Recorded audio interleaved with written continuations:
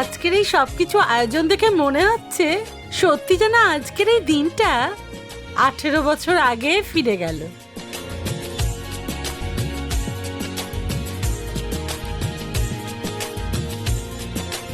মনে হচ্ছে এতদিন বাদে জানকী এই বাড়িতে ফিরলো।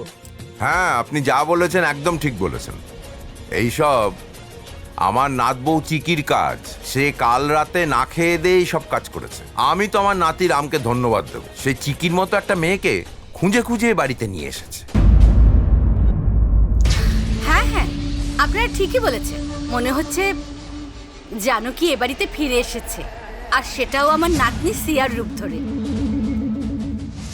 আপনারা হয়তো বিশ্বাস করবেন না, যেদিন সিয়ার হাতে রান্না করা পায়েস খেয়েছিলাম, আমি তো নিজেই কনফিউজড হয়ে গেছিলাম যে পায়েসটা কে বানিয়েছে, আমার নাতনি সিয়া না আমার মেয়ে জানকী।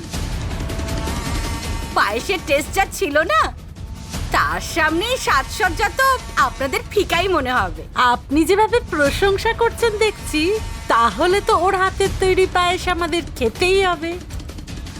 হ্যাঁ হ্যাঁ, কেন নয়। এখন আপনারা এনজয় করুন, যান না।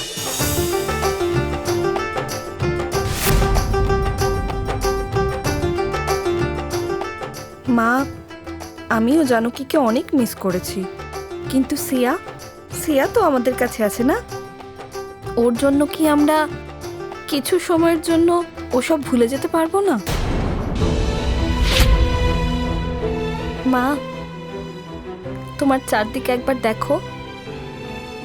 1 সেকেন্ডের জন্য হলেও তোমার খুব ভালো লাগবে। মা, চিক্কি আজকে অনেক পরিশ্রম করেছে।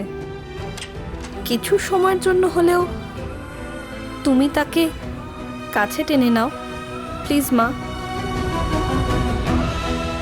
হ্যাঁ কামিনী, আজ আমাদের খুশির দুটো কারণ আছে, আর তার সঙ্গে এই খুশিটাকেও জুড়ে নিই। প্লিজ ঠাকুমা, আজকের জন্য বৌদিকে তুমি ক্ষমা করে দাও। আজকে এই দীপাবলিতে আমার এই ছোট্ট উইশটা পূরণ করো প্লিজ। সিয়া, দেখেছিস তো সবাই মিলে একসাথে কিভাবে চিকির প্রশংসা করছে? হ্যাঁ শোন, তুই কিছু একটা কর। হ্যাঁ, আমার তো মনে হচ্ছে চিকি আজকে বিশেষ একটা কোনো প্ল্যান করছে, সেই কারণেই তো ওর দেখা পাওয়া যাচ্ছে না।